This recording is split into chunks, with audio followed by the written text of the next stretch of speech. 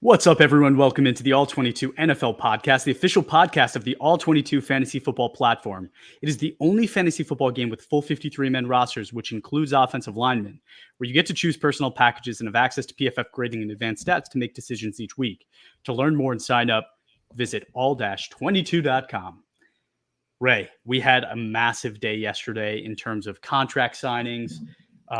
Tua Tagovailoa, Jordan Love, they enter the conversation of the top paid guys in the NFL, which is pretty cool. But actually wild to see that Tua's $212 million contract was actually the 11th highest in terms of total sum for a quarterback. 11th, $212 million. Which, I mean, APY, it's much higher than that, but yeah, I mean, and how long do you want to lock yourself up to Tua? I mean, he's got the injury concerns. You throughout this whole process, you kind of felt that they were still like, we're not 100% sure on you. They sure paid him like they are, but the length of time sort of give the most likely an out after 2 years, right? You'll see when the contract details come out, but essentially, halfway through, if you really need to bail, you probably could, or at least begin enacting your succession plan if you had to. Yeah, it's just it just goes to the general theme in the league of if you're just beyond a certain threshold, you are going to get paid at the very top of the market. I don't know if the line is Baker Mayfield, who we feel is underrated and underappreciated here time and time again, but it seems like that's the line. If you are better than Baker Mayfield, you are going to get top of the line money when your contract is up. If you're not, maybe you get a middling, $35-40 million deal. I don't know what did Daniel Jones get annually, right? But that's sort of the line, the distinction. And at the end of the day, they, I guess, felt that Tua was above that line, regardless of what you want to say about the offensive scheme helping him out, McDaniel drawing things up and making things easy for him, and everything else that goes along with that. Hey, if you're a Tua owner and you had some of those concerns, yeah, now you got him for a few years in a great system. There's no longer there's always something to worry about, right? It's the NFL, but those concerns are alleviated, and for the foreseeable future, you got your guy. The line has always been the Kirk Cousins line. I like that you included Baker in that because I agree with you. I think Baker is in that conversation. To me, it's really hard to pay a guy like Tua that's never won the big game, right? And I'm not talking Super Bowl, but being in, Kansas City this year and getting absolutely smoked is concerning to me, right? Because you're paying this guy now top tier money. You think that you have the pieces around him. The team's now not going to get much better because your money's all tied up, right? How do you get the team to the next player with that quarterback, right? And I think Jordan Love is kind of the opposite end of that spectrum where I kind of understand why the Packers paid him because in his first year as a starter, he did win a couple playoff games, right? He looked very impressive in the playoffs. Yes, the last game wasn't maybe to the extreme level it had been the previous weeks, but he looked really good, right? And you expect it to get better. The team is young. They don't really have a lot of locked up contracts where, 3 years from now when that Jordan Love contract starts looking extreme or even discounted, you can start paying other guys. So I kind of get it for Jordan Love. I don't know if I get it for Tua. I don't know if I would have paid Tua. But, there are some slight differences, like you're saying, that kind of make you think maybe Miami felt the same way, right? His contract is $212 million versus Love's $220. Tua's is $53.1 million a year. Jordan Love's is $55. So maybe there is some slight differences there. I think the total guaranteed, though, Tua's is actually a bit more, 167 guaranteed versus Jordan Love's $155 million. So it really is 3 years, right? It's 3 years of locked in money where after that, you can probably walk away without it being super painful. So 3 years, Tua needs to start winning some playoff football games, or I expect Miami to, want to make a change at that point. But you're right. You feel good for now. If you have either of those guys, you feel really secure for at least the next 3 years. Well, I think it's an interesting dichotomy because I think we both agree on the fact that we've said the Dolphins window maybe isn't totally shut, but it's closing. And in my opinion, it's probably shut, right? Their best chance was the last 2 seasons, and they couldn't get it done and lost embarrassingly to end their season this past year. Whereas the Packers are on the ascension. Young players just littered throughout there. You look at their receiving core, and while you don't have a one true alpha bona fide prototype number one guy, there's 3, 4 different names you could list and point out and say this guy's going to break out and is a viable breakout candidate to have a huge year. Young tight ends, young weapons. The offensive line has kind of always been steady and getting a little bit incrementally better. They were aging out a little bit a couple of years ago and are kind of finding their footing again. Their defense steadily improving too. It just feels like 2 completely different trajectories between the Dolphins and the Packers. And I see a much happier ending in Green Bay than I do in Miami by the time the current contract timeline for these 2 is up. Yeah, and I mean, the Dolphins definitely tried to take the Rams route, right? Where you feel like you have this nucleus of decent players, you get your quarterback that you think is good enough to succeed with, and then you just start shipping out draft picks for established players, right? And they hit on Tyreek Hill, but then you go and trade for a guy that I don't think is anywhere close to the level at his position as Tyreek Hill and Bradley Chubb. And it kind of has, it's been a wake-up call for them, right?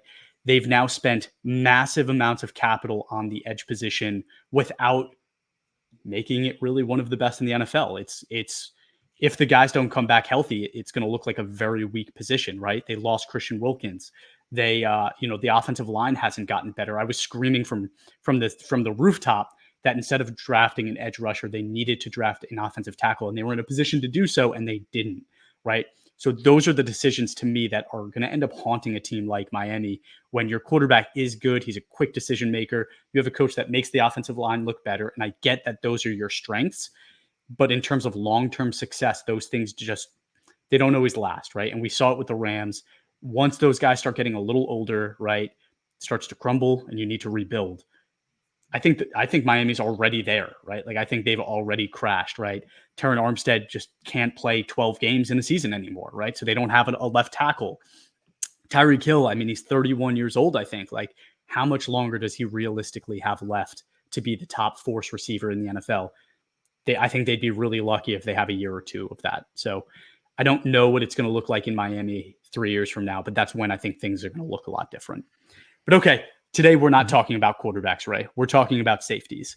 We were talking about safeties, and it's another really tough position. We went from linebacker to safety, and honestly, probably the 2 positions that are, in my opinion, the hardest to start to tier and rank these guys, right? So that's what we're going to do today. What do you think overall of the safety position in the NFL today? I think in some respects it's a little bit better than it gets credit for, and then in others it's like, yeah, this really is tough, and it gets thin quick. It's a weird sort of dichotomy, kind of like when we were doing the linebacker episode, right? When you got to the middle of the pack there, you got into the late teens or so, you were like, holy cow, this is kind of dark. Then you get into the late 20s or so, and you kind of get through that third, fourth tier, and then you're like, I'm intrigued by some of these names. These guys could be something. This is kind of worth a shot. I feel like that's kind of how safety is. You have your top guys, the prototypes with age on their side, upside with positive production to date. Then you have some guys who have some upside but are really up and down and have been up and down for the last few years. Then you've got some guys that are aging out with some injury concerns that kind of have some red flags you don't feel comfortable with, and you kind of start to really feel it if you still need to address your safety position by that point. And then at the very end, maybe you're like, this guy's kind of intriguing. Let's see what he can do, and let's take a shot here. So it's a bit of a seesaw going on here, but by and large, similar to linebacker, it's pretty tough. It's pretty tough. Linebacker's worse. Linebacker's definitely worse. And the reason being is because when somebody drafts a safety in the first round, decent chance they're going to be okay. First round linebacker couldn't be any different than a 7th round linebacker in reality, right? It's just, that's the way it's worked out in the NFL in recent years. So my tier 1, I'm going to kick this off, right? Tier 1 for me is Antoine Winfield Jr., Tampa Bay safety, 25 years old, 91.2 grade last year. He's been incredible, right? He's been incredible since entering the league. He's one of those players that was drafted a little bit later. He wasn't the first round pick, I don't believe, right? Um, but has played just well above his draft position, has been a blessing for that team, and a guy I've always really liked. I loved him in college, so excited about him. Kyle Hamilton is in this tier as well for me. 23 years old, 86th grade last year for Baltimore. He is the do it all safety first round pick that the NFL, again, this is like you draft a guy in the first round. This is kind of what you expect, and it works out sometimes, right? And Kyle Hamilton is a great example of that. Again, can do it all. Great in the pass game, run grade, obviously not so great there, but that's not necessarily how he has to play. 6'4", 220 pounds. He could, though, if he wanted to, right? If that was what they emphasized more. And then third for me and final in my tier one is Javon Holland with Miami. 24 years old, 90.4 grade last year. Has had a bit of up and down in his 3 years in the NFL. But to me, this is really one of those guys that, again, loved his college tape and it just translated right away. Has looked incredible in the NFL in a short time. And again, like Miami needs to do a lot of this kind of drafting to have any chance of being successful. But it is guys like this that really elevate a team, right? We just looked at Winfield Jr. and Holland, both second round picks that absolutely crushed it, right? Hit it out of the park, entering tier one of the safety position. That helps teams like Tampa Bay and Miami stay relevant. Yeah, I think you'd have to really reach to try to put anybody else in here, and you're projecting pretty hard. Even Minka Fitzpatrick is a popular name, and he was slowed a bit by injury last year. I think he's very good. You see mostly green here, right? Year over year, down year in 2021, but outside of that, 2 solid years thereafter, but missed some time with injury and is just not quite at that level, that elite high 80s, low 90s grading that we're seeing from this top three. So I think it's a clear top tier of, if you want to give yourself a little bit of maybe it's arbitrage, if that's the right word, or a little bit of a leg up on a relatively scarce position, and you want to address safety early and try to get a leg up at that spot, those are the only three names that you want to chase: Hamilton, Winfield, and Holland. And to me, I think Holland is the third name of that group, mainly because, as we kind of mentioned with Miami, right? Situation there, they seem to be on the downhill. Their biggest window was the last couple of years. That defense is aging out a bit. Both Kendall Fuller and Ramsey at corner going to be 30 years old. They're kind of aging out. Their pass rush was decimated by injuries last year, major injuries to Phillips and Chubb. Chop just a rookie, but they also lost Christian Wilkins. We've said that time and time again. So I think Holland is clearly a top tier safety, but he's also clearly the third guy behind those other two names. And I can go either way on Hamilton or Winfield Jr. I think both of them are just elite names at the top of the position, and perhaps just a matter of preference. I think I lean slightly towards Hamilton, just given kind of the 2 year age difference, and I think Baltimore overall probably is set up a little bit better over the long haul than Tampa Bay. I think some of their meaning Tampa Bay's defensive front is aging out a little bit too. So this could be a situation where you kind of know what you're getting with the Ravens. They're always year in, year out quality on that side of the ball. So I think I lean Hamilton here, but I think either of those two names at the very top of the board, I can be convinced. And then Holland is the third top tier safety of the bunch. Yeah, I go Hamilton, Winfield, Holland. So I agree with you on that. That's how we'll do it. So I think one interesting aspect of this conversation too is like, when would you start drafting these guys in a startup draft, right? Not in a rookie draft, in a startup draft. To me, I think it's probably around the fifth round. So it's got to get my quarterback, need at least one of edge rusher, tackle, if not both, receiver. And I think then you can start getting a little, you could start getting a little creative, where if the top maybe corners are off the board, the top linebackers are off the board, you can maybe stretch it and go, okay, safety is not as valuable of a position as those other ones, but I can get the best guy that's also super young to be on my team for the next, 10 years. So to me, it's around 5 when I start taking that risk. But I think you really need to go quarterback, edge, tackle, receiver with probably picks 1 through 4. My thing is, I think it's even possible to get if you're in the late fourth to circumvent receiver. I think it depends. I think maybe it's a good exercise to try to find that line at receiver to where, because we know it's such a deep position. Maybe if you get past Amon-Ra St. Brown, he's off the board, for example, right?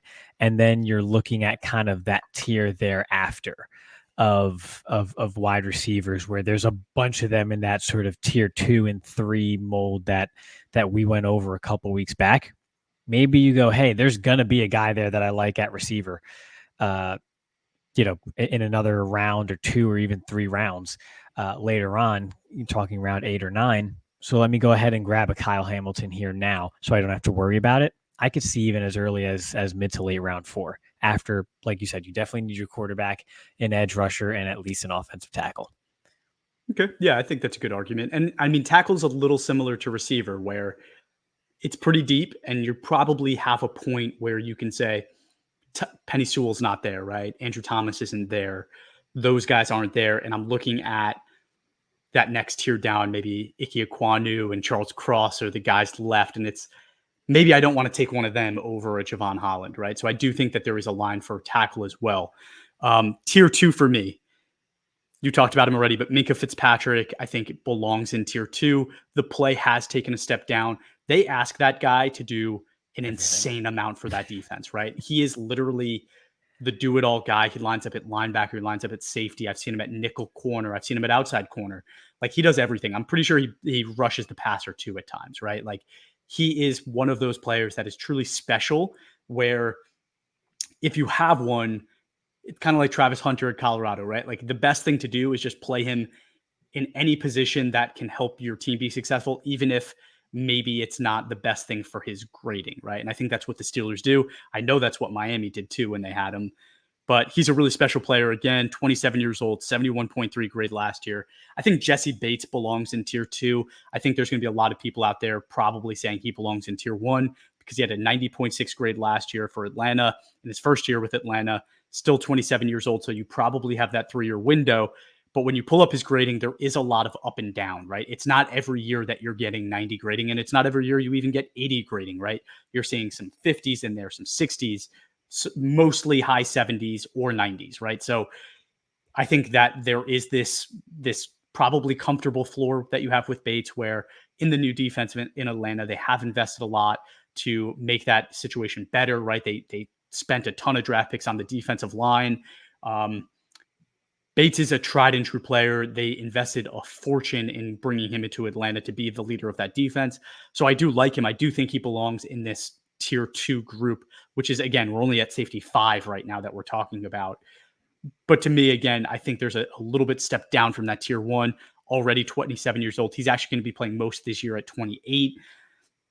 It starts getting a little choppy, right? And again, it's not every year you get that high 90 grading. It's probably more likely that you have high 70s or low 80s grading. Xavier McKinney just signed with Green Bay this past year, 26 years old, 87.8 grade last year. I think the situation got a lot better for him, right? And sorry, Giants fans, but that defense has been pretty atrocious. They invested a lot to make it better this year, but past years it was pretty rough. Xavier McKinney was that guy that they relied on to do a lot of things there, right? And I think he did a great job, was a leader in that locker room. He now goes to Green Bay. Again, we've talked about Green Bay ad nauseum. They've done a lot right. They've added a lot of depth to that defense. They've actually drafted a safety to pair with him. But I think McKinney is going to be that leader in that locker room. They paid him the bag. Green Bay doesn't do that unless they are sure somebody is going to be a guy that lives up to the contract. I expect McKinney to do that. Last guy for me, and this one was maybe a little bit of a reach just because of recent performance, but it's really hard to get out of tier 2 without saying Derwin James's name. Derwin James, still 28 years old with the Chargers, had a rough year, 60 grade last year. But we talk about like that elite group of safeties, and there really might not be anyone better truly when they're playing the best game than Derwin James does at safety. Do-it-all guy, can play all over the field. Again, they play him everywhere. I think there's been a little bit of injury stuff going on. There's been some Again, like that defense just hasn't really been invested in to be successful. They've added so much to the offense. So it's been a tough situation for Derwin James. And I think, again, the injuries might be adding up to him at 28 years old, though. I think you should still have some time to reap some reward out of Derwin James. And again, the talent's just there. It's kind of like similar to talking about what's his name on the corner for the Dolphins, right? Jesus. Ramsey. It's kind of like talking about Jalen Ramsey. It's like when you have the best guy at the position for years, like you kind of want to just keep him around a little bit longer and continue to invest in him until you know that he's done. And that's how I feel about Derwin James. And that rounds out tier 2 for me. I think I might have Derwin James in tier 3. I'm scared of Derwin James has been injured pretty much every year, every month, every week, every day since he entered the NFL. It's just a sad, unfortunate reality of his career. And the thing about it is he had, the like I think it was like a Liz Frank. He had the foot injuries. He had a meniscus, a knee. And then the last 2 years in 2022 and 2023, if we just want to stop and talk about Derwin James for a second here, he suffered hamstring injuries. So now we're getting into the soft tissue type of injuries for Derwin James in 2 consecutive years that caused him to miss some time. It wasn't a ton of time. I think he missed 2 or 3 games in 22 and then 1 in 2023 as a result of the hamstring. They had a pretty fortuitous bye week that lined up timing wise with that hamstring injury for James last year. But it's now 2 years in a row with some soft tissue stuff as he gets closer to 30. And, his 28, when you look at his injury history, is like, that's like mid 30s for anyone else, the way I see it.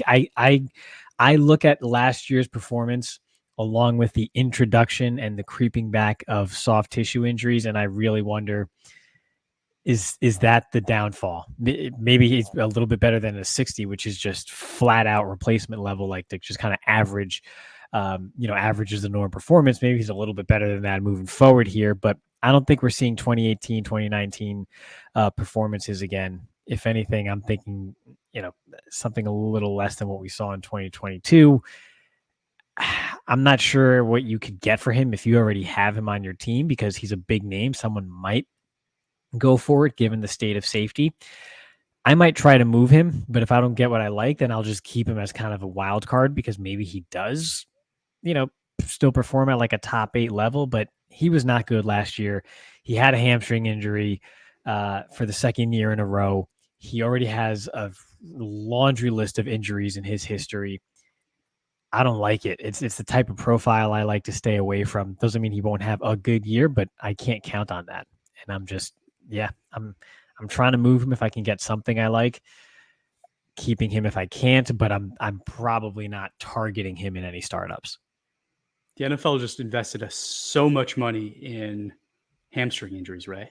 It's going to be fine. They're going to fix that. They invested money in hamstring injuries. How do you invest in solving hamstring injuries and curing hamstring injuries? Just stretch and just don't overdo it. Like, what kind of money do you need to address that? Like, hey, Christian Watson, right? Like he's had hamstring injuries since entering the league, and they said that one of his legs was like significantly stronger than the other, and that's what was causing. And they invested money. The NFL knows this stuff now, man. That's something you could have done like 15 years ago. That's not that big. It's like one of those bod pods. Like that's been available. If you didn't have that in Green Bay, I'm actually a little worried. Like that should have been a thing that they already had. So those 4 names, it's more than just a hamstring. It's like a hamstring, a foot, an ankle, a knee, concussions. It's pretty much everything. I get it. And also the defense isn't great, right? So it's like, how do you weigh that? But okay. Derwin James aside, those 3 guys, I think, are definitely in tier 2 for both of us, it sounds like. Is there anybody else that should be?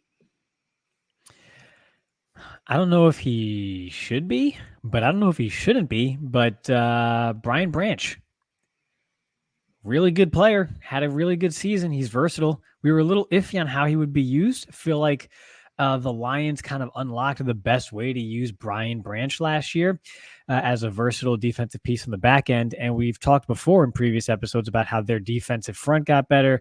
They added DJ Reader, got another edge rusher there alongside Aiden Hutchinson. They're working on the pieces at corner in the secondary too. A lot of things seem to be pointing upward for Brian Branch heading into year 2 as a young player on the Lions at safety, and this is a pretty scarce position. I really like Brian Branch. I think I might take him over McKinney. I kind of have him right there. Wow. Okay. I mean, I like him too. I do think that the Lions limited his usage a bit to get the best out of him. If you look at, his snaps per game in the overview, the beginning, 38 snaps, that's pretty good. And then all of a sudden it's 21, 29. There were some injuries in there. And at the end, it was pretty low as well. I think they used him perfectly. Like you said, they got the most out of him. As they continue to build up what he's asked to do, I don't know if he's that same level of safety as guys like Minka, Derwin, McKinney, where they can do anything, right? Like the team will rely on them to do anything that they need to. Brian Branch might be more of a specific role type of guy, but I agree. I mean, it looked great in year 1. As long as they keep using him that way, he probably does belong somewhere there. I did have him at the top of my tier 3. So if we're talking about him over a Derwin James, I think that's probably an easy conversation to have. We can do that. Anybody else? I'll save the Jordan Battle discussion for tier 3. I'm not quite ready to put him at tier 2 yet either, but I think a lot of the same applies to Jordan Battle. He was my number 1 in tier 3. So you and I are on the same page there. Okay. So for me, I think it would be Bates, McKinney, Fitzpatrick, James.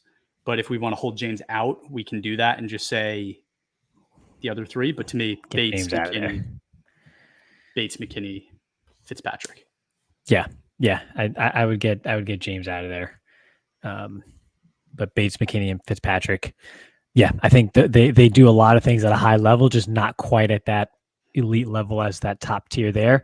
But guys, you could still kind of have as your safety 1 in all 22 and build around and feel comfortable starting every single week. They just probably don't have as many, week winning performances as someone like a Kyle Hamilton would. Mm-hmm. Okay. So here's where safety gets very interesting. And actually, before we do that, so tier 2 for me, I think there is a big step back in terms of startup draft when I take these guys, right? We're talking about like around 4 or 5 with the tier 1. Because of the age, because of the depth at safety, I don't think I'm grabbing these guys like right after. I think it might be round 8 to 10 that I start considering these guys because safety is less valuable, because those guys probably only have 3 good years left in them. I don't think I'm just going right from, round 4 or 5 to saying, okay, I'm taking Jesse Bates in round 6 or 7. I think it starts maybe 8, 9, or 10. Yeah, I think you only draft a safety that high if it's one of those difference makers, those top 3 names there, and then after that, you go back to some positional value searching there. I'm not taking in round 6 or 7. Yeah, Jesse Bates over a top corner or even a defensive interior player or something that's maybe top 8 at that position. I hold off a little bit. There's definitely sort of like a 3-round waiting period if you don't get the very top guys at safety before you go for the next tier. Right. Okay, let's jump into tier 3. You already mentioned Jordan Battle. He was the top of my tier 3, 23 years old for Cincinnati. They've been drafting safeties the last few years and struggled to really hit on one until Jordan Battle got there, right? 82.5 grade last year, has looked incredible. He is that kind of rough hitting safety that reminds me of my youth, Ray. Reminds me of my youth. So excited about Jordan Battle. How could we forget? Brian Branch was right after that, 22 years old, 78.1 grade for Detroit last year. We talked about him already. Trevon Moehrig for the Raiders, I think, is in this conversation, 25 years old, 70.2 grade. Reed Blankenship for Philly. I think he dealt with some injuries last year, but still 25 years old, 73.4 grade. Looks good when he's on the field. Situation obviously is pretty special. Jaquan Brisker, I think, had a down year last year, but that Chicago defense just wasn't good until the end when they traded for the edge rusher. Like, it just wasn't a good defense. Brisker looked special his rookie year, and I still think that's in him. Similar kind of guy as Jordan Battle, similar kind of play style, hard-hitting safeties, do-it-all kind of guys. He's 25 years old, 65.4 grade for Chicago. Grant Delpit, Cleveland safety, 25 years old, 70 grade. Similar kind of conversation. I think all of these guys have similar things about them in the way they play football. Nick Cross, more of that free safety style play for Indianapolis, 71.8 grade last year, 22 years old. Talanoa Hufanga for the 49ers has looked pretty good the past few years. 77.9, or excuse me, 70.5 grade at 25 years old. I got to talk about your boy, though, Ray. Jair Brown for, Penn State grad for the 49ers, was a rookie last year, an older rookie. He's already 24 years old, but 77.9 grade in his limited role. That's pretty awesome, right, for a rookie. Excited about him. Geno Stone for Cincinnati, another Cincinnati safety, 25 years old. They just signed him out of Baltimore, 71.9 grade, has looked pretty good. Good safety. Antonio Johnson in Jacksonville had a great rookie season, 22 years old, 73.8 grade. So there are a lot of these young guys starting to step in. And I don't think we can complete tier 3 without mentioning some of the rookies from this year either, though. And I think that's kind of where safety might differ from some of the other positions, where we're in tier 3, but we're only six, 7 safeties in. And I'm already going to be mentioning some of the rookies. And that's Tyler Nubin for the Giants. I think for me personally, this is one of the most exciting safety prospects in recent years, besides maybe a Kyle Hamilton. 23 years old, has an obvious role replacing Xavier McKinney, so we know what it's going to be, his role is going to look like, and I think he's extremely capable. I mentioned that he had Eric Berry style of play to his game. I think he has some shades of that. They get me excited. So Tyler Nubin, to me, has to be in tier 3. Javon Bullard for Green Bay, 21 years old, out of Georgia. Different style safety, more limited role likely. So he's probably towards the end of this list to me. But again, obvious role, sliding in next to Xavier McKinney, great defense. So excited about him. Cole Bishop in Buffalo was selected very early, 21 years old.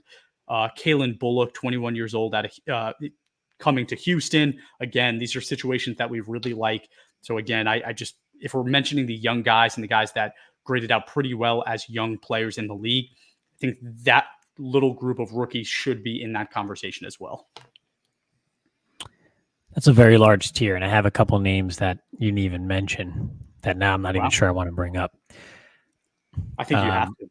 I think you have to. Marcus Williams on the Ravens. I love Marcus Williams, dude. I do. But the last 3 years have just been, since he's been in Baltimore, it's been a steady decline, where this was like an elite player his first 4 years in the league, and then just this steady decline.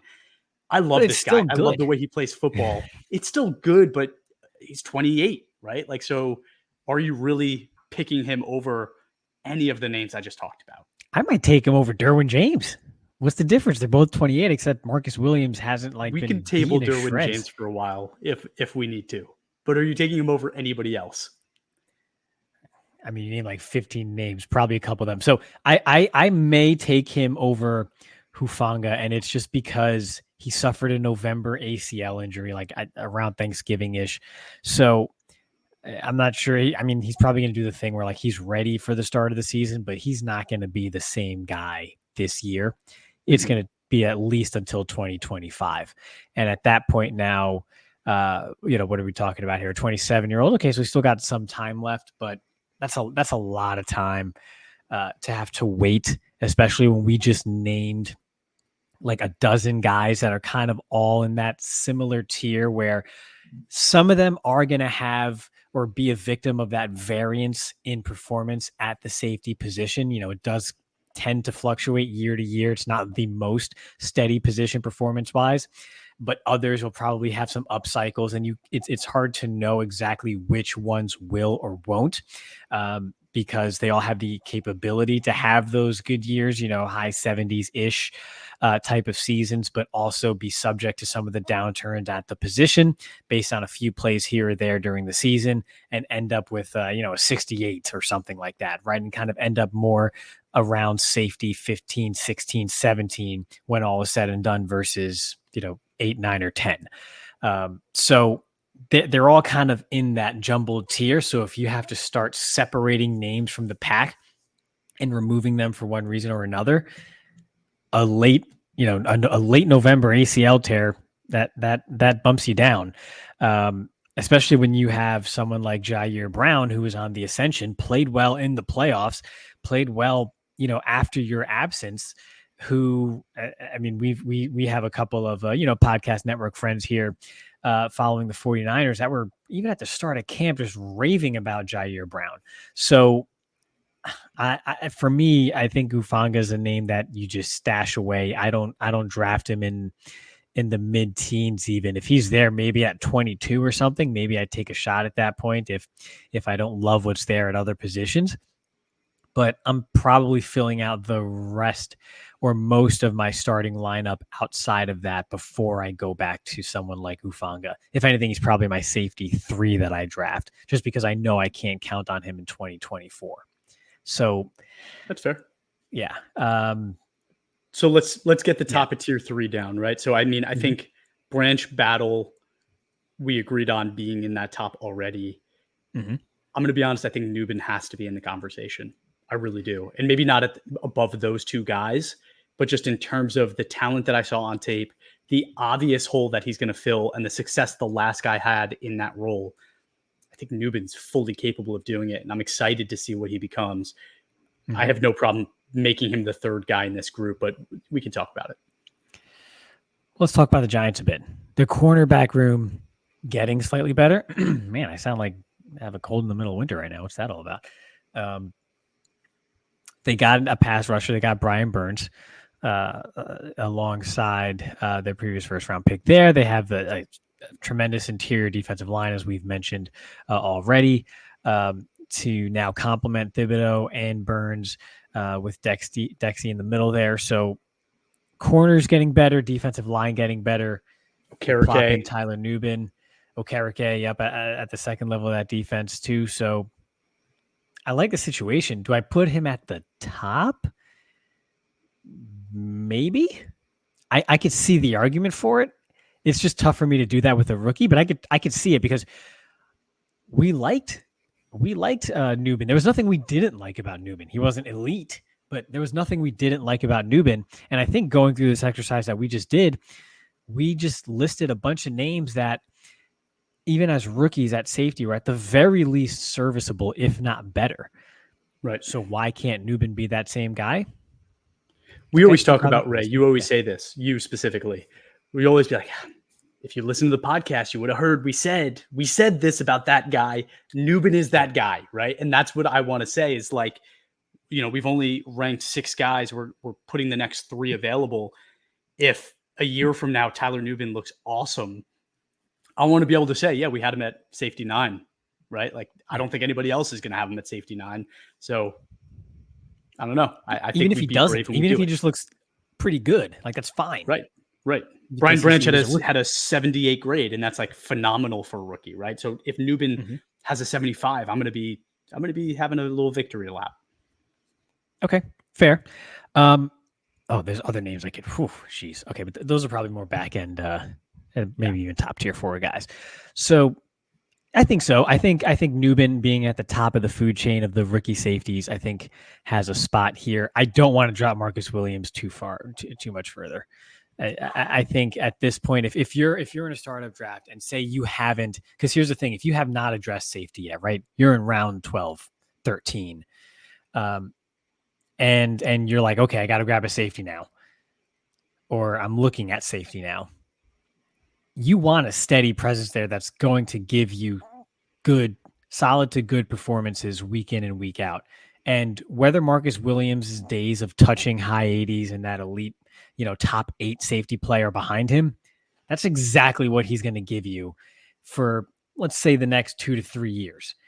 And I think that's what you want to start to build your safety room. So I wouldn't move him much further than maybe the third or fourth name here in this tier, whatever safety that is, 11th or so, which probably makes sense, right? You're in a 12-team league. You're probably one of the last to start that safety room in your roster if you're at this point, and you'll want that steady presence there when you do so. So my issue with including Marcus Williams at this point, right, is because I think there are other guys No, I love Marcus. He's on my team. He is a Lamba leap. You see it right there, people. He's probably on your bench. I'm going to look at your depth chart. Go for it. There are other guys that I think the same kind of thing could be said for, right? Jabril Peppers for New England is the same age as Marcus Williams, 87.3 grade last year, the best of his career, right? Malik Hooker for Dallas, 28 years old, has had a lot of injury stuff in his past, but had a great year last year, 77.3. And Budda Baker, 28 years old, had a rough year last year, but this is like one of the safeties that teams covet, right? And we've heard trade rumors for years about him because teams really do covet a player like Budda Baker. So I struggle including Marcus Williams at this point because I looked at all of those players and said to myself, would I really take 27, 28-year-old safeties that look like they're not, like their prime is maybe past them, above taking guys that have performed pretty well and the prime hasn't even started yet? Yeah, boy, you hate Marcus Williams. I love Budda Baker career high. Budda Baker 75.3. Marcus Williams on his decline. Okay, he's had only 2 years less than that, and that's 73.9, 71.7. It's the past 2 years. Okay, but compare that to Budda Baker's past 2 years, and Buddha's on the that's fair. On the cards. But I also said Malik Hooker. I also said Jabril Peppers. Right, those guys are performing well too. So why? Yeah. So my thing with Jabril Peppers is I need to see it one more year because there was a down cycle there. So he had a rough sort of 3 years in the middle there, 19 to 21, kind of bounced back in 2 and 3. And I like it, but he's also a little older. He's a full year older. That doesn't sound like much, but he's going to play at 29 this year. And I think I just need to. I don't anticipate 87 grading from him this coming year anyway. Even though I've talked about how I like the defensive staff there, if anything, I would take a shot at Kyle Duggar first, who actually is probably not much younger than Peppers, but I've seen a little less variance. I think Duggar had just one sort of bad year as opposed to like a cycle of just 3 sort of middling years for Peppers, where you kind of wondered where this guy's career was going. Duggar's last year was bad, and that's kind of why I don't have him. I have him in my tier 5, actually. Trust him for a bounce back. Maybe. But that's what I'm saying. Like, look at it. Marcus Williams is way more consistent than both of those names we just put up. Yes. He's also in the same, maybe the top of the tier that those guys are in. That's my point, right? But we could talk about it. Let's just get the first group of tier 3 done, right? And I think we agreed so far on Branch, Battle, and Nubin. Yes. Yeah, those are young players who have shown great stuff. I mean, Nubin hasn't done anything yet, but we like him a lot coming out. So I would put him behind those other 2 names. If I'm on the clock, I'm taking Branch or Battle over him, but I'm intrigued by Nubin if those names are gone, and he might be next up. I'm going Branch at 7, Battle at 8, Nubin at 9. I think that's how it should be, even though, again, Battle might have graded a little bit better. He's a year older, a little more experienced. I expect Branch, if he can stay healthy, to establish himself in Detroit and have a really nice role. The next group. Okay, so you want Marcus Williams in the next group. I think there's an argument for a ton of names, right? I really like Brisker. Named a ton. I really like Brisker. I like Brisker. I like his play. I know his grading hasn't really been there yet, but I think he's a guy that sets a tone for a defense and like makes an attitude for the defense and a personality. I buy into that with Brisker. I really do. I think Geno Stone might even need to be in that conversation in the next tier of guys. 25 years old, signed to a big contract from Baltimore. Delpit has looked pretty good. He's still pretty young. I don't know. What do you think? My thing with Geno Stone, if I could find him here, I'm just going to use the search function now. My thing with Geno Stone is the athletic baseline isn't spectacular. He's not that great of an athlete. And so with that, I think we see the cap. I think the last 2 years have been his ceiling. That's been his cap. Whereas Brisker, when you watch Brisker play, you kind of you see it coming. It's not all put together yet, but this is coming into year 3 now for Brisker. So this could be that year 3 breakout That's pretty much the baseline expectation here for most defensive players. He's held steady, a bit above average, slightly above average thus far. You got some young defensive backs sort of getting better, like Stevenson and such in Chicago. The whole floor of that team is rising, and that is sort of coinciding or timing up nicely with a potential year 3 breakout from Brisker. To me, I think it's a clear delineation between someone like Brisker and Stone. I know Stone's grading has been a bit higher the last couple of years, but again, he's been in the league a little bit longer, and he just does not have that athletic upside that some of these other names have. I'm not as high on Geno Stone as some others. I don't think I would draft him with the expectation of being a starter most weeks for me. And I think I may have had him in this league at one point. Nick Cross is one other name that I'll mention again because he's 22, has played well for Indianapolis. I think he might need to be in this conversation too. Who are you recommending next? Is it Marcus Williams? Nick, I'd probably have Marcus Williams. That's tough because if I'm on the clock, and I'm not going to lie to myself, am I taking Williams over Brisker?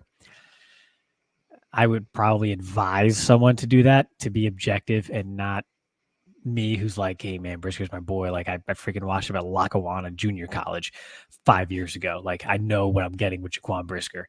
That's my guy. So I'm probably taking Brisker, but if I'm advising other people, I'm probably telling them to take Williams for those points I mentioned, the steadiness. He's in a good environment in Baltimore and such, and so maybe the elite play is behind him, but he's still going to be solid for you week in and week out. So I advise you to take Marcus Williams, but I'm taking Brisker because that's just me. The thing about Nick Cross is he's like that name you kind of want to hide and stash. If someone is sorting by like points scored or, last year's performance, they might overlook Nick Cross. But if you look here, as his role began to increase late in the season, he started playing pretty darn well. Yeah, Houston diced him up. Guess what? Houston's dicing up a whole heck of a lot of people last year and this coming season. So I'm not terribly concerned about that as a young player like Nick Cross, but he's one I kind of want to hide and maybe take late, mid-20s rounds if you can get him in a startup, because he's probably not a name on a lot of people's radar. But if you look closely, after Thanksgiving, started getting more and more snaps, and his performance only went up from there. I like Nick Cross, but he might not show very highly in the rankings and the metrics and such that people are looking for. Maybe not a high ADP. He's still flying under the radar. We got no player news from our contributors on the platform about him, which is a good thing if you're trying to get a late sleeper. So we probably talked about him too much already. Now we're going to put him on people's radars, but that is your sleeper agent in your startup draft. Okay, so Newbin was 9. I think you are really pushing for Marcus Williams to be 10. We can do that. Jaquan Brisker, I think, should be 11. So 10 for Williams, 11 for Brisker. Is it Cross? Do we want to start talking about Grant Delpit? Is Trevon Moehrig starting to enter the conversation? Javon Bullard, I think, needs to enter the conversation soon too. Just, again, a rookie that, it's hard to tell what he's going to be. But we see him replacing a clear role in Darnell Savage with a way better safety next to him than Savage had with McKinney. I think the role is very clear. It's an easy pick on a really good defense. So I'll make a fight for Bullard at some point soon. You got Moehrig. What are your thoughts on Moehrig? Yeah, what are your thoughts on Moehrig? Because I could see this going two ways, and I'm interested where you think it could be going for Moehrig. Yeah, I mean, I think if he was drafted to any other team, we're probably talking about him as a really solid player in the NFL. I think he's been good, not great, being on the Raiders, but he's a do-it-all, right? Like he's a guy that you can chess piece, you can put him at slot, you can put him at safety, you can put him at strong or free, whatever you want to do. He could play in the box at times, and he's done that. And like his grading is pretty good across the board. You're looking at standard, run defense of 73 and pass rush at 64, coverage grade at 68. Like this is a guy that truly can do it all. I like him a lot. I think he deserves to be in this conversation. I just wonder if he ends up getting locked in Vegas, is he ever going to reach the ceiling that we expected for him? Yeah, I feel like if you look at Trevon Moehrig, you could pick any data point and to make any argument you want. had a really bad year in 2022. If you look at last year, 2023, last season, right? Slow start, kind of has a pretty good October, and then bad performance, bad performance, bad performance, bad performance, bad performance. I don't remember exactly when you kind of had Pierce take over there, but he ended the season really strongly. They added Wilkins on the defensive line. They kind of have that personality of Pierce. Is this one of those deals where Antonio Pierce, like that personality is good for him and he Yes. kind of The answer is maintains yes. that level play? Yes. Or are the Raiders just going to be so bad that like new coach bump, like, hurrah, kind of wears off?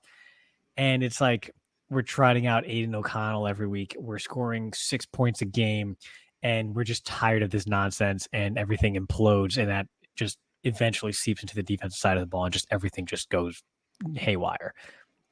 Like you I think said, the yes, defense pretty quickly to the former, but I because could I think the very defense realistically see the latter. has been invested in so heavily. You get the coach that should bring out the best in that. The defense should look good, but you're right. They're going to be under a ton of pressure because the offense is going to look rough, even though maybe it shouldn't look as rough as it will, right? Because they don't have the quarterback, but you have the receivers. Your offensive line isn't trash. It's not that bad. You really plug in a quarterback into that situation, and the team should have the stuff. But it's a team that's just been in disarray for years now, right? So it's like, is it even possible to solve the Raiders? I don't know, right? And that's why I'm saying if Morig is going to be stuck there, I think he moves down my list pretty considerably. But he's a free agent in a year, so there's limitless possibilities, right? I don't really know. I So if think I it's take bad, he Tua. jets out of there. If it's good, he stays. Yeah, yeah. You'd hope. That's optimistic. I would take him over Bullard just because I like Morig as a prospect more than I like Bullard. And it's not that Bullard's tape is great.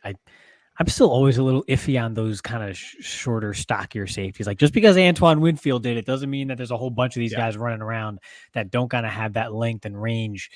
That they're all just sort of compensating for that by being tough. Like there's plenty of tough safeties that aren't long and rangy that just don't play well because they aren't long and rangy.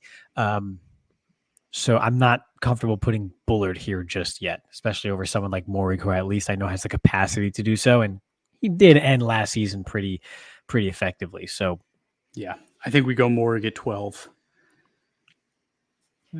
Bullard being 13, I guess just before we lock that in, is there Jabril Peppers or Malik Hooker or Derwin James that you say I want the known before getting a rookie? So here's the thing. There's a potential boon for Malik Hooker, and I think I might take him over Bullard because Mike Zimmer's a bit more safety friendly than even Dan Quinn was. He's going to play half field safety here for the Cowboys. It's a sound defense. You see his career trajectory. Once he got to Dallas, he's only been steadily improving ever since. Once he kind of got some of those early injuries behind him. So I think there's a case to be made for Malik Hooker. He was safety 15 last year. I think that's a very appropriate expectation for him this year as well. Maybe even a bit higher, maybe even up to safety 12. I like Zimmer's approach for safeties. It's a lot of half field. He's not going to be asked to do too much. And the rest of the safeties in Dallas, like a Donovan Wilson, like a Wanye Thomas, complement his game a bit more. There aren't many safeties like Malik Hooker in Dallas. In other words, he's the only one with his type of skill set where he can be a bit more rangy. He can come up and play the run well too, but the rest of the safeties there are more as the big hitter types, the closer to the line of scrimmage types. So I like his fit there in the new defensive scheme. Just know you're probably getting him for 2 years, age 28 and 29 years. And then at that point, I'm probably looking for the exit hatch. I agree with you. I think Hooker belongs in this conversation, but I honestly think I'd take Jabril Peppers first because of the injury stuff with Hooker.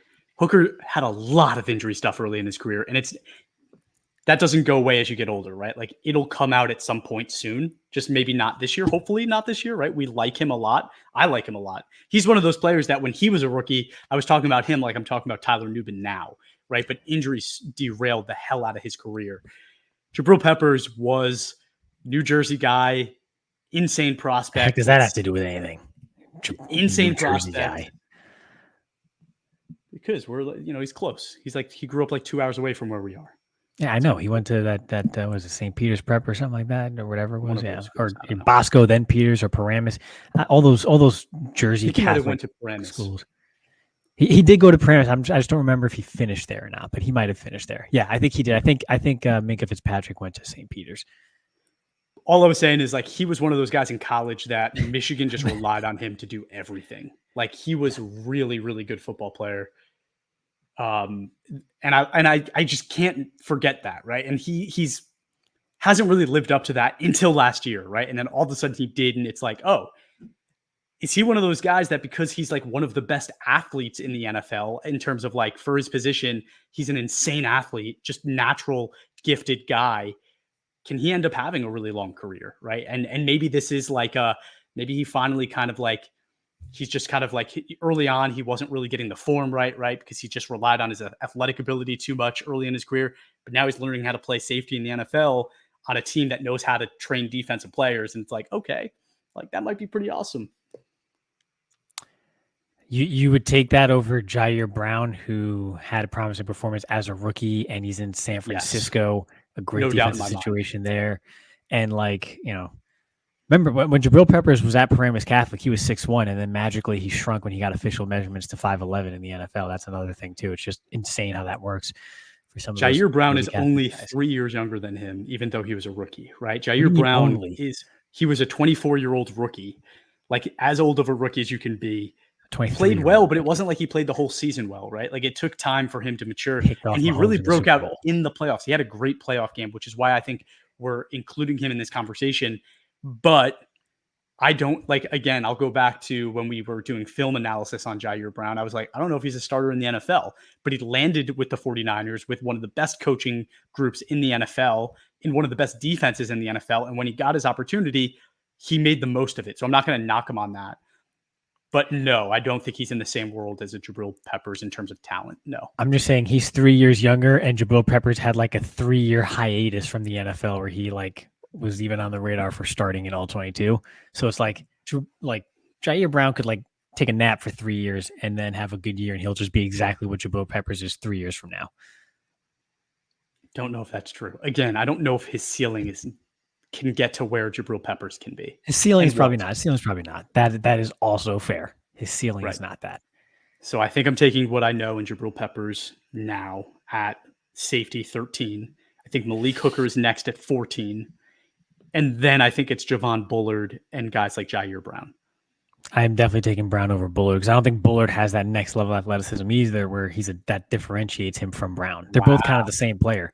Bullard's like that stocky. I'm not terribly rangy, but I'm like a bulldog, like physical. He's more fun to watch because he's like super physical and he's like, rough and tough, whereas Brown is more like sound and kind of smooth and kind of lulls you to sleep, but is always in the right place at the right time. And like the ball kind of finds him. But like athletically, there's not much of a difference really. I'm sure. Bullard even if you want to say those faster things in a straight line. Not that I agree with you because I don't, but even if we said what the statements you just made are true, one of them was a 3rd round pick, one of them was a 2nd, one of them has a ton of competition in San Francisco, in Green Bay. Javon Bullard literally has a starting spot given to him. Like once they drafted him, there was a spot for him. I do think that makes a difference. You think that's good for him? You think that's good for him? He's just comfortable not getting out of his comfort zone, doesn't have to compete. I think that's a good thing. Yes. In terms of where I'm making my investment, sure. You were disrespecting Jair Brown. I'm just saying. I'm telling you right now. Our and Nick Cross. We didn't put Nick Cross down yet. I would not put him still here above these guys. I still would not put him there. And like I know there's a possibility he's like, about to take off. Yeah, still hiding him a little bit, and like I'm still more comfortable with Jair Brown than I am Nick Cross. Okay,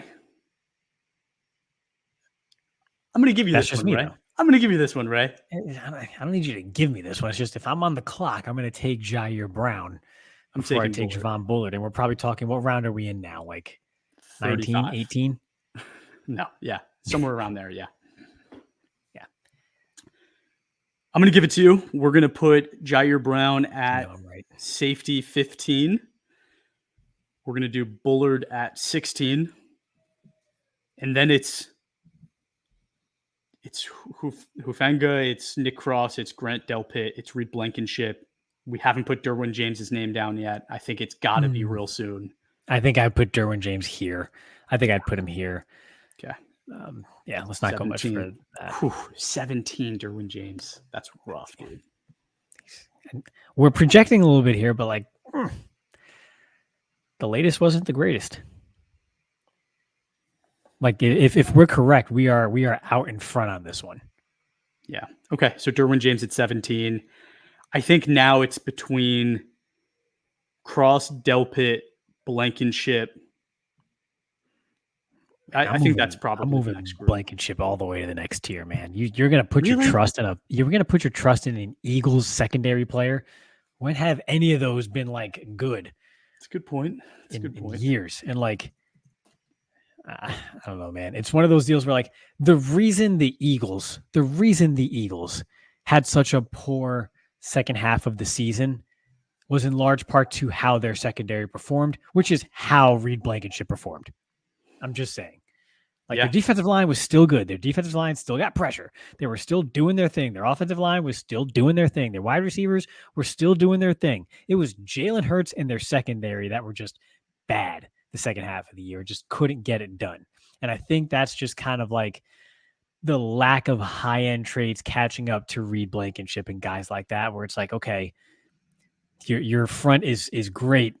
The rest of you guys, I'm sorry, you cannot just go ahead and line up against CeeDee Lamb and the Dallas Cowboys. That you could chase those guys around for 3 hours and think you're actually going to win a game on the road. It's just not going to happen. Or DK Metcalf when you play the Seahawks, or whoever else like that. It's I think they're pretty tapped out, and that's a lot of yellow to end the year, man. It's not a good finish. I expect it to get better, right? Like they invested so much in the cornerback room. His job. But what's his face is already hurt. Iowa corner already hurt. Yeah, really? I don't think it's like season ending or anything, but like I think he's out for a bit, and like that's not good. Mustard. Yeah. So it's one of those deals where until this Eagles secondary actually shows me something, I'm not trusting any of them. It's like, dude from Georgia runs fast, he's big. Like they don't work out. I don't think it's either they just don't know what they're doing on that side of the ball with their defensive backs, and the coaching just has to get way better, or these are just misevaluations. And I mean, it's hard to call Reed Blankenship a misevaluation. I mean, he was like an undrafted free agent. I think what we're seeing is there's reasons why, despite how good he was, this guy was not drafted highly or drafted at all. And those chickens come home to roost at certain points in time. I mean, would he really have graded it out at a 78 against the New York Jets if he wasn't playing Zach Wilson? Probably not. Just saying. Right. Okay. All right. So we'll leave him out, but I've put a lot of names forward, waiting for a reply. Instead of just telling me why you're wrong. I like Delpit. I think Delpit was on his way. I think Delpit was on his way to a very good year before he kind of missed the remainder of the season there. I like Delpit a lot. He was looking like a year 3 breakout guy. He was. Then had some injury troubles and kind of missed the last month of the season or so. Maybe that was just delayed by a year, and now he's a year 3 breakout guy. I would bet on that. If I have a safety in tow already and I'm looking for a safety 2 with some upside, I want to take a chance on, probably doing Grant Delpit. Okay. Grant Delpit, 18. I think Nick Cross needs to be now, but I'm going to read a few other names that are in the next tier for me. And that starts with Tyrann Mathieu, Saints, 81.3 grade, 32 years old though. Right. He's been one of the best players in the NFL for years. Whenever you see those like NFL top 100 lists, like he's the guy that like sticks out where you're like, damn, he's been good for a long time. Right. Like we've been talking about him for 10 years. Honey Badger in college. Right. I think I was in college when he was in college. So like just cool to see that like somebody my age is still playing at a high level. Like it's like so sad. So sad. But there's a few other guys too. Kyle Duggar, you mentioned earlier. Julian Love with Seattle, 26 years old, 72.4 grade last year. Let's go down the list a little bit here. Cam Curl with the Rams now, 66 grade, 25 years old. Cam Bynum in Minnesota, 26 years old, 73.2. Andre Cisco, 24 years old, 68.9 with Jacksonville. Amani Hooker, 26 years old, 67.5 in Tennessee. Cole Bishop in Buffalo, the rookie. Kalen Bullock in Houston, the rookie. Jaden Hicks in Kansas City, the rookie. Buda Baker in Arizona, right? Like, I think that's some of the names that we can start to talk about. There's one name you mentioned that's above most of these names for me, Okay. and it's Antonio Johnson. Okay. And yeah, safety for the Jags. And again, it's a bit of an upside play, kind of like Nick Cross, where it's like he didn't have a huge role, kind of had some more at the end of the season there. And I just kind of like the vibes of the Jaguars. Chris Collinsworth also absolutely loved this guy. He was like his safety one last year. And yeah, he was actually pretty decent to end the year. Again, kind of you saw here started off with an injury last year too, hamstring injury. So that you see he didn't play the first month of the season. That's likely why it took some time to get going. Then kind of had a bigger role here. I could see him as like a breakout might be strong, but I kind of like him over some of these other names. The thing about Duggar is he was really poor in coverage last year, but that's not typically the case with him. And that could be a bit of a sort of, when you talk about safety variance year over year, that's the one that coverage performance is the one that can really bite you. I can see him bouncing back. Run defense is a little bit more steady, right? I like the defensive staff there. You made the case for Pepper, so he's got a nice running mate there at safety. They're getting Christian Gonzalez back again. It's almost as if they're just adding an elite corner to that defense that they didn't have last year because Gonzalez missed most of the season. I think there's a lot of things pointing to a big bounce back year, maybe another mid-70s type of season for Kyle Duggar. So I think of all these names you listed, I probably have him near the top. Okay. I mean, I'm good with that. I like him. Again, he's performed at a high level already, so we've seen it. He's still young enough where he can have 3 years. I think Honey Badger needs to be soon because he's still grading at an elite level. Like, it's insane, but he is, right? And like, this is the point where you want the guy that you have a sure thing in over the rookie that like you honestly have no idea what he's going to become, right? And there are guys on this list that I have, right, that like Daxton Hill, Kirby Joseph, Jeremy Chin, Sidney Brown, like those are the guys that like we liked. We didn't love, but we liked, and we're like, what happened, right? Like what happened to those group of guys? So you don't want to make that mistake, right? Overdrafting a Daxton Hill over a Honey Badger, right? So I think it has to happen soon. I know Daxton Hill, Lomba Leap. Yeah, it might be moved to corner now, so we'll see how that plays out. I'm pretty sure I offered you something for him, and you were like, you scoffed at me. Looks like you should have listened to me, pal. Yeah, show your receipts, buddy. Yeah, we can go back to the logs. Yeah, I wouldn't. I would put Honey Badger here too. And again, though, that's a play you have to consider as a user, because if you have a maybe you kind of double down on that. If you have a Marcus Williams and now you're circling back around, let's say you're in round 24, right? People have been avoiding Tyrann Mathieu because he's 33 years old, 34 years, or he's going to be 33 years old, I think. You just double up on that, and now you have yourself two really solid safeties, and they're just not young, but you know what you're going to get. They're probably going to end in the high 70s, low 80s-ish grading-wise, which is going to be in the top 12. You got two top 12 safeties, and you nabbed them outside of the top 10 rounds, and then your second one outside of the top 20 or so. That means you have a lot of capital invested in other positions, but still have high performers at safety. That might be a new strategy we just unlocked right here in some startups. I might try that out in a couple startup leagues here. I like that. I think I'm going Mathieu over Duggar. That's fair. I'm okay with that. So 19 and 20 for those two guys. I think we need to put Johnson and Cross on the board here too. I think that would be 21 and 22 for me. Yeah, I think that's fair. I think they're both the same story. It's the young upside guys who kind of had a strong finish to their season, look to be on the upswing, but you haven't really seen it yet at all for a full season. So you're taking a bit of a gamble. So if you have two other guys you've already drafted, those are the perfect ones to take a shot on. We have 2 spots left, Ray. Is there anybody you want to recommend? Let me see my notes. Did anyone we did not talk about?